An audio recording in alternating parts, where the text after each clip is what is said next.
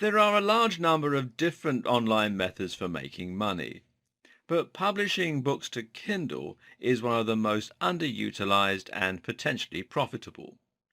In fact, making money from Kindle is probably one of the best ways to live the passive income dream shared by so many marketers.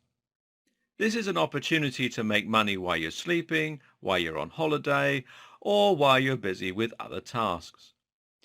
And it's a chance to sell to a huge audience that includes everyone from the tech-savvy marketers you're used to selling to silver surfers, stay-at-home mums, students, and everyone in between.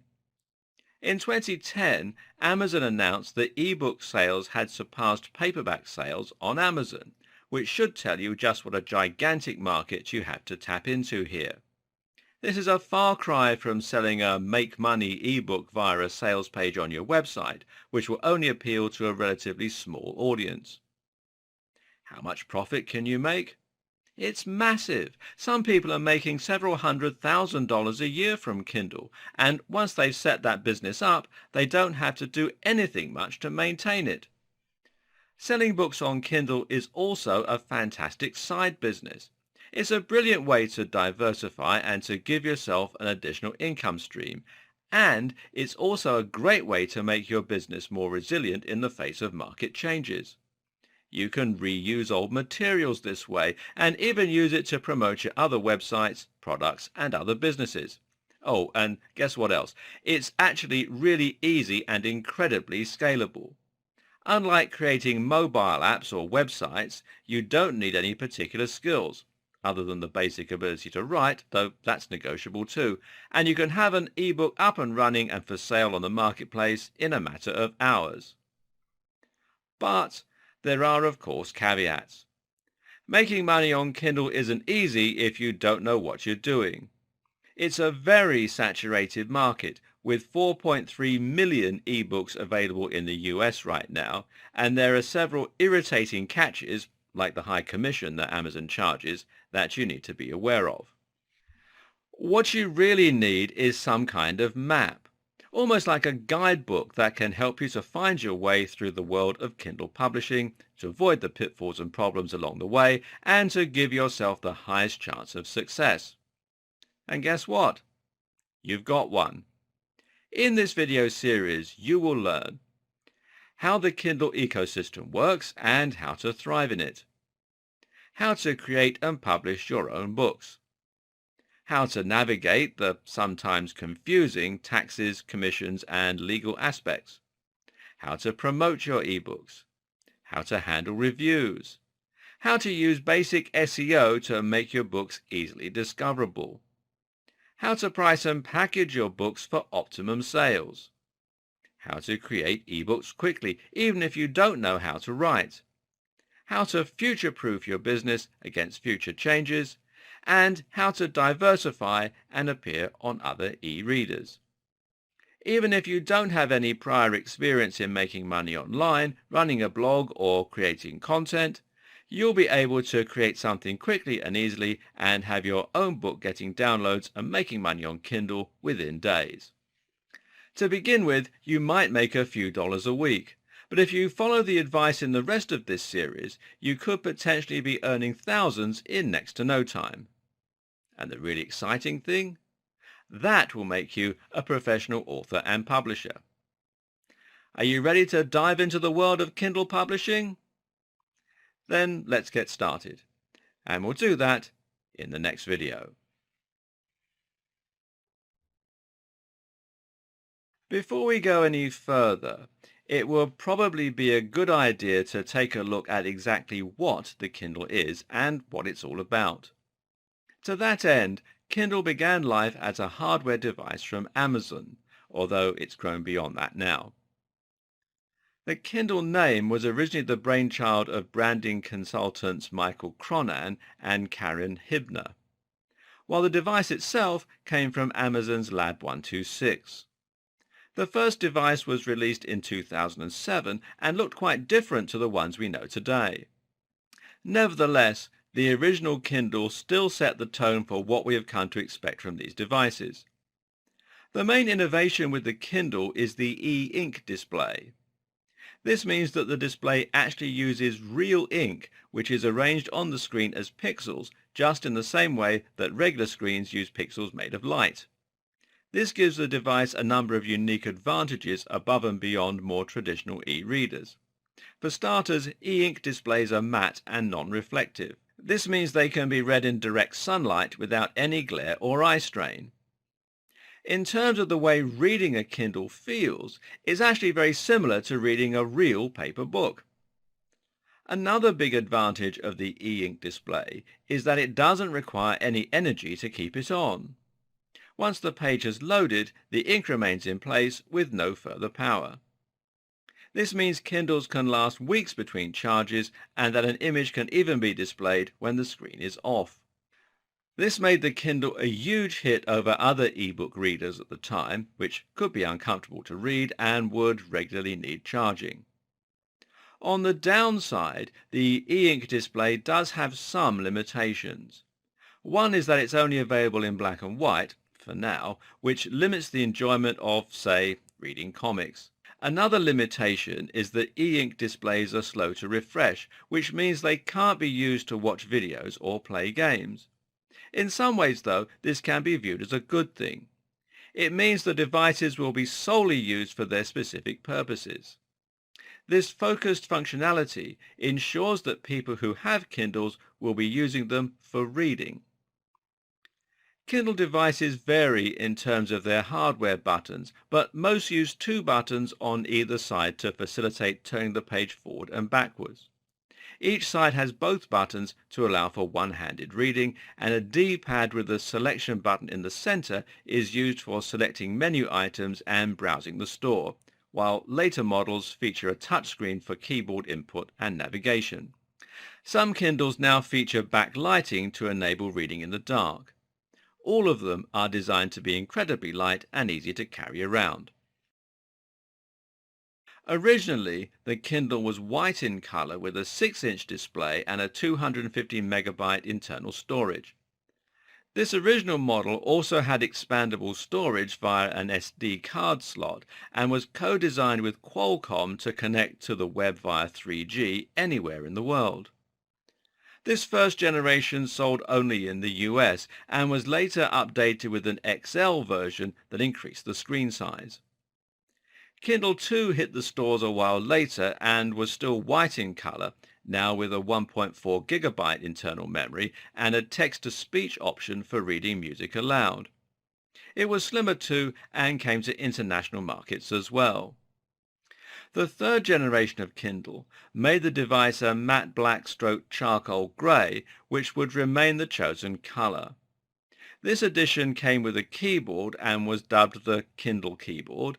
It also had an experimental browser mode, allowing web browsing up to 50 megabytes per month anywhere in the world. Kindle 4 did away with the keyboard in 2011, while the Kindle Touch also launched with a touchscreen. The fifth generation launched in 2012 with 15% faster page loads.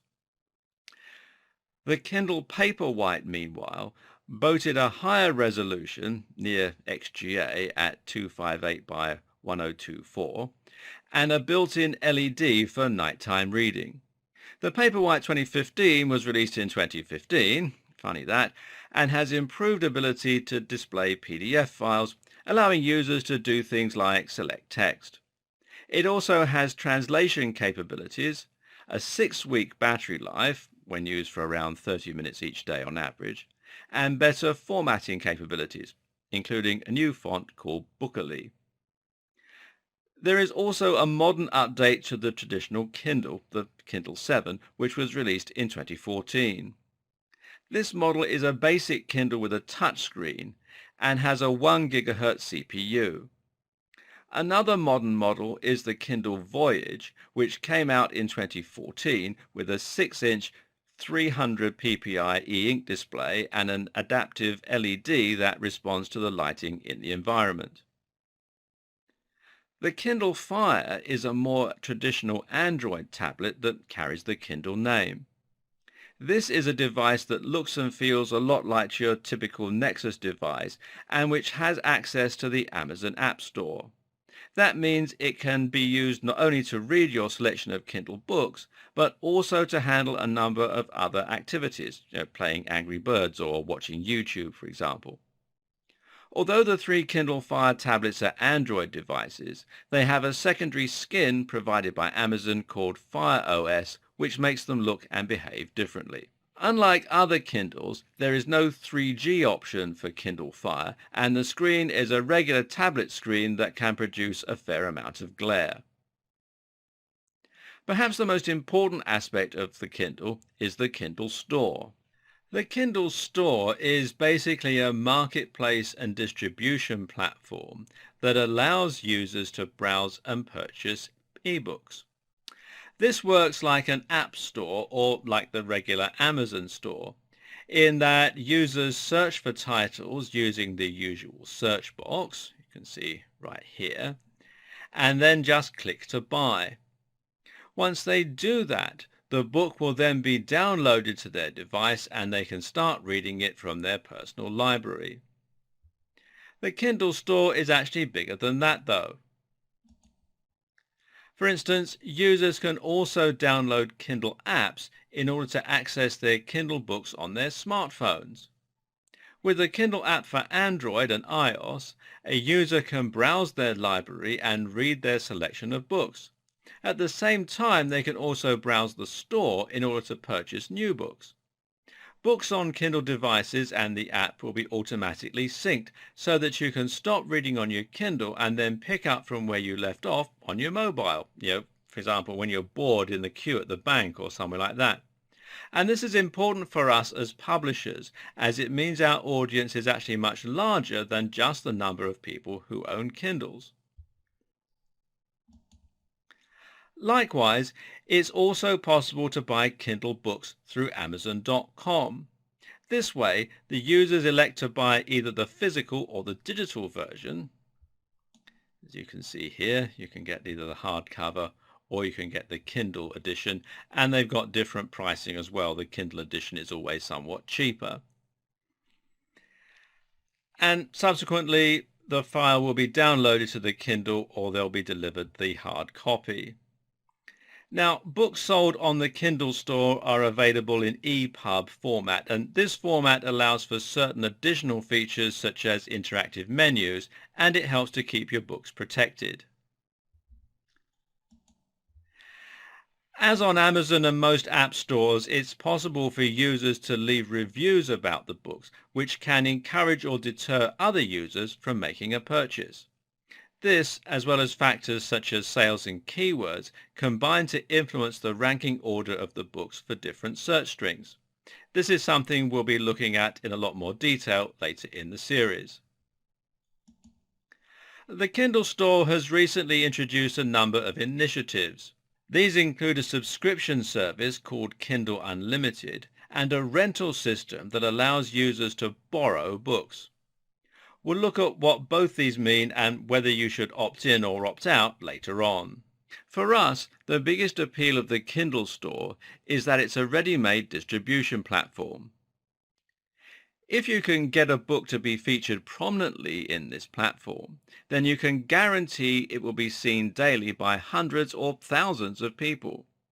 People can then order the books without you having to lift a finger, and they'll be buying with one click without you having to gain their trust first or manage the transaction. In this way, a distribution platform becomes a route to market, and it makes the whole process of selling considerably easier. Now you don't need to worry about reaching your buyers, gaining their trust, or any of those other things. It's like getting a product onto the shelf of a massive store, and it's one of the gigantic advantages of being a Kindle publisher. Now you know the basics of the Kindle ecosystem. You should start to have a good idea as to how your book will be found, read, and enjoyed by other users. What you also need to think about, though, is who will be reading your books and when. What is it that makes the Kindle so popular? Understanding this can help you to better understand your audience and thereby to make more sales. Of course, there are countless types of people who use the Kindle, and this is one of its major appeals. The Kindle is a particularly user-friendly piece of technology. Amazon is such a household name that it's something everyone can trust.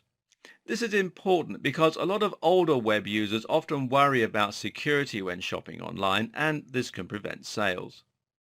At the same time, the Kindle feels a lot more like a book to hold and use, and it has a very simple and straightforward interface. As such, it's enjoyed by people who might not normally use tablets, a much wider demographic than most digital marketers are used to selling to. This in turn means that you can think a little wider in terms of your niche. Don't just go for the same topics you're used to covering online. Think about things that mums or elderly readers might enjoy. The main appeal of the Kindle is that it can be easily taken anywhere and it can hold so many books. This is the perfect solution if you're going on holiday, for instance, and you want to read a lot of books without adding too much weight to your luggage. And because Kindles offer 3G anywhere in the world, depending on the model, you can even buy and download new books to read while you're out there. Holidaymakers and travelers then are two of the biggest groups to read on Kindle, and many people will dust off their devices when they're about to go on holiday. Think about this when choosing what type of books to write. If it's something people would typically enjoy on a holiday, like a travel guide, then you might be onto a winner. Likewise, a lot of commuters will read Kindles as a way to entertain themselves on the train or subway or bus. This again opens up another large audience for your books, the professional. Think about the kinds of things that city workers might like to read and the kinds of things they're specifically going to be in the mood to read on the way to work.